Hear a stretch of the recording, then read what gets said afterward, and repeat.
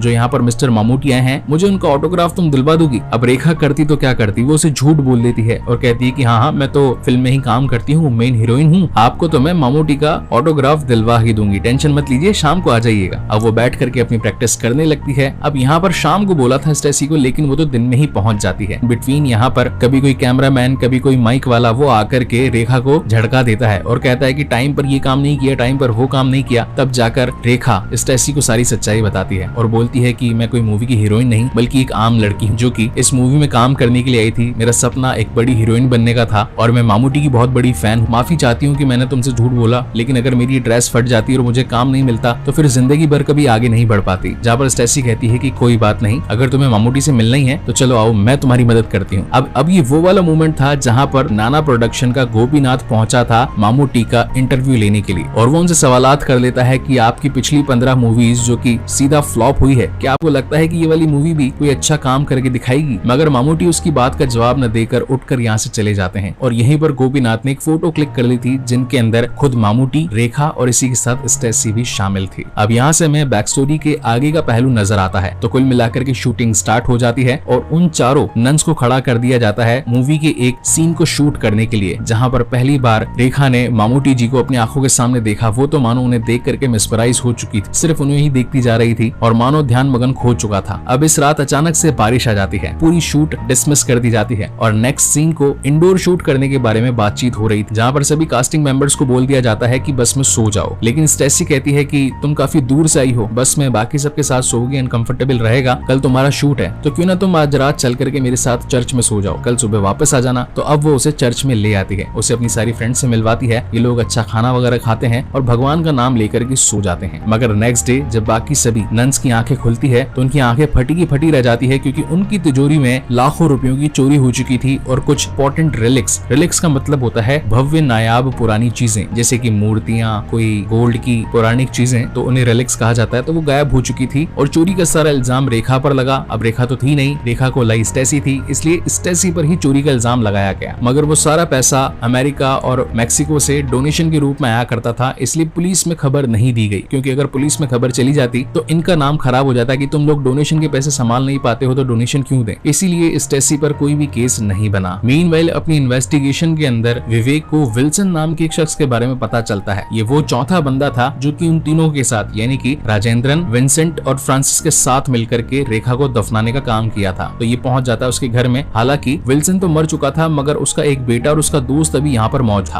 अब यहाँ पर इन तीनों के बीच में खूब मारपीट होती है। विवेक उनसे पूछता है कि आखिर तुम विंसेंट को अलग अलग नंबरों से कॉल करके धमका क्यों रहे हो, ब्लैकमेल क्यों कर रहे हो, जहाँ पर ये दोनों बताना शुरू करते हैं कि सर ये बात आज से करीब 40 साल पुरानी है। जब मैं छोटा था तो मैंने अपने फादर विल्सन को अपने 3 दोस्तों के साथ में किसी को दफनाते हुए देखा। तो मैंने उन्हें पूछ लिया कि आखिर आप कल रात को कर क्या रहे थे, जहाँ पर मेरे फादर ने बताया कि मैं तो एक मूवी की शूटिंग कर रहा था। आने वाली मूवी कड़म कल्ला के अंदर मैं खुद आऊंगा, मैं तो अब एक सेलिब्रिटी बन जाऊंगा। तो मैंने उनकी बातों पर विश्वास कर लिया। मगर जब हाल ही में आपने वो बॉडी ढूंढी तो हमें पता चला कि विंसेंट, जो कि उन चारों में से एक पर्सन था, वो बहुत ज्यादा अमीर है, तो हमें भी अच्छा खासा पैसा मिलना चाहिए था। इसलिए हमने बार बार उससे ब्लैकमेल करने की कोशिश करी। यानी कि विवेक के पास में 2 और सबूत आ चुके थे विंसेंट के खिलाफ, क्योंकि वो उन चारों में से एक पर्सन था जिसने रेखा को दफनाया। मगर क्यों दफनाया, ये बात अभी भी जाननी बाकी थी। वो उनसे अगले दिन कुछ और इन्फॉर्मेशन निकलवा पाता, मगर अगले दिन उन दोनों की ही डेड बॉडी अलग अलग जगहों पर मिलती है। एक को तो पेड़ से लटका दिया जाता है और दूसरे की लाश समुद्र किनारे मिलती है। यानी कि विवेक के ये वाले सस्पेक्ट भी मारे जा चुके थे। तो विवेक इस केस से रिलेटेड आखिरी पर्सन यानी कि फ्रांसिस पर अपनी पकड़ बनाने की कोशिश करता है। उसे मालूम चलता है कि विवेक, जो कि एक आंख से काना था, वो भी इस फिल्म के अंदर काम करने के लिए पहुंचा था। तो यहाँ पर विवेक सीधा फ्रांसिस के घर पहुंच जाता है। यहाँ फ्रांसिस से बातचीत करने के बाद में उसे रियल स्टोरी का मालूम चलता है। तो बेसिकली आज से करीब 41 साल पहले मड़कल्ला गांव के चर्च के अंदर जो पादरी हुआ करते थे कि वहाँ पर काफी सारे नौकर चाकर काम किया करते थे, जिनमें से वकाचंद एक था जो कि पैसों की देखरेख किया करता था, और एक पुष्पम नाम की काम वाली बाई थी। इन दोनों की ही आंखें मिल जाती है और इन दोनों में प्यार हो जाता है। पुष्पम, जो कि एक चालाक औरत थी, और वो एक दिन वकाचंद को मेन तिजोरी में से कुछ पैसे चुराते हुए देख लेती है। तो वकाचंद को उसका मुंह बंद करने के लिए कुछ पैसे देने पड़ते हैं। लेकिन पुष्पम ने यहाँ से एक बहुत बड़ा प्लान बना लिया था। वो एक बहुत ही लंबी चोरी के बारे में सोच रही थी। हालांकि पिछले 1 साल में इन्होंने खूब अनाज की चोरी, खूब पैसों की चोरी कर ली थी, मगर अब लोग ये एक बड़ा हाथ मारना चाहते थे। तो यहाँ पर वकाचंद जंगल से एक चूहा मार करके मेन ऑफिस में पटक देता है। नेक्स्ट डे काम करने वाली सभी नन्स वहाँ से भाग जाती है। तो चुपके से पुष्पम अंदर जाकर के चूहे को तो हटाती ही है, इसी के साथ चाबी की कॉपीज बनाने के लिए साबुन पर उसकी नकल उतार लेती है। और फिर ये लोग एक नकली चाबी बनवा करके एक अच्छे दिन का इंतजार कर रहे थे कि किस दिन चोरी करेंगे। अब अचानक से उस दिन स्टेसी रेखा को इस चर्च में ले आती है और बताती है कि अगले दिन इसकी शूटिंग है, आज रात ये यहाँ पर बिताना चाहती है। तो पुष्पम सोचती है कि यही सबसे बढ़िया दिन रहेगा, क्यों ना हम चोरी करके यहाँ से भाग जाएं और सारा इल्जाम रेखा पर लगा दें, तो बेहतर रहेगा। क्योंकि रेखा तो सिर्फ 1 दिन के लिए आ रही है, किसी को रेखा के बारे में कोई इन्फॉर्मेशन नहीं है। तो वो रात को सभी के खाने के अंदर नींद की दवाई मिला देती है, मगर उस खाने को रेखा खाती ही नहीं। इसलिए उन्हें प्लान में थोड़ा चेंजमेंट करना पड़ता है। वो रेखा को जान से मारने के बारे में सोचते हैं और यहाँ पुष्पम ने बड़ी ही बेरहमी के साथ अपने दुपट्टे को रेखा के गले पर लपेट करके उसे खत्म कर दिया था। अब इसे खत्म तो कर दिया, मगर ठिकाने भी तो लगाना था। तो वो वकाचंद को उसे ठिकाने लगाने के बारे में बोलती है, मगर वकाचंद अकेला था, इसलिए वो राजेंद्र को बुला लेता है अपनी हेल्प करने के लिए। मगर दूर से फ्रांसिस और विल्सन ये सारा कांड देख रहे थे, जहाँ पर वकाचंद और राजेंद्र कहते हैं कि तुम्हें हमारे साथ मिलना होगा। अगर तुम हमारे साथ नहीं मिलोगे तो पुलिस वालों को हम ये बता देंगे कि हम दोनों नहीं, हम चारों ने मिलकर इस लड़की का बलात्कार और इसका मर्डर कर दिया। अब ये दोनों डरकर, यानी कि फ्रांसिस और विल्सन मिलकर के विंसेंट और राजेंद्र की मदद करते हैं। अच्छा हाँ, एक चीज आपको बता दूं कि विंसेंट का पुराना नाम वकाचंद था, उसने बाद में अपना नाम विंसेंट चेंज कर लिया था। तो अब इन चारों ने मिलकर के गड्ढा खोदा और रेखा की बॉडी को वहां पर दफना दिया। और अब फ्रांसिस के इतने बड़े खुलासे के बाद में ये खबर तो अखबार में भी छप चुकी थी। ये खबर अब तो एलिस तक भी पहुंच चुकी थी। तो बेसिकली एलिस और कोई नहीं बल्कि वही पुष्पम थी, जिसने आज से 40 साल पहले रेखा को जान से मारा था। अब उसका राज कहीं खुल ना जाए, इसीलिए उसे एक जोरदार का अटैक आ जाता है और वो वहीं हॉस्पिटल में मारी जाती है। इनफैक्ट अब तो विवेक ने भी सारी कड़ियां जोड़ दी और जाकर के अपने एसपी को सारी सच्चाइयां बता दी थी कि किस तरीके से विंसेंट और एलिस यानी कि वकाचंद और पुष्पम मिले हुए थे रेखा की मौत पीछे, जिन्होंने 3 और लोगों को अपने साथ मिला करके ये पूरा कांड रच डाला था। अब यहाँ विंसेंट को पुलिस पकड़ने आती, मगर उससे पहले वो विवेक का एक बहुत ही तगड़ा एक्सीडेंट करवा देता है। एक्सीडेंट में विवेक को बहुत ज्यादा नुकसान पहुंचता है। अब हालांकि उसे ये तो क्लियर था कि विंसेंट ही इन खूनों के यानी कि इस पूरे मास्टर प्लान के पीछे शामिल है, मगर आखिर रेखा है कौन ये भी तो पता लगाना जरूरी है। तो वो यहाँ पर अपनी गर्लफ्रेंड सेरेना की मदद लेता है। अखबार में इश्तिहार छपवा देता है कि जो भी रेखा को जानता हो प्लीज लेट अस नो। तभी वहाँ पर जगदीश, ये एक बहुत ही प्यारे एक्टर है, हमने इन्हें काफी सारी मूवीज में देखा है। कल जो मूवी मैंने एक्सप्लेन करी थी द ऑफिसर ऑन ड्यूटी, उसमें भी चंद्रबाबू के अंदर इन्होंने बहुत ही अच्छा रोल प्ले किया था। तो इनका नाम भी जगदीश जी ही है और मूवी में भी नाम जगदीश जी ही बताया गया है। तो ये बताते हैं कि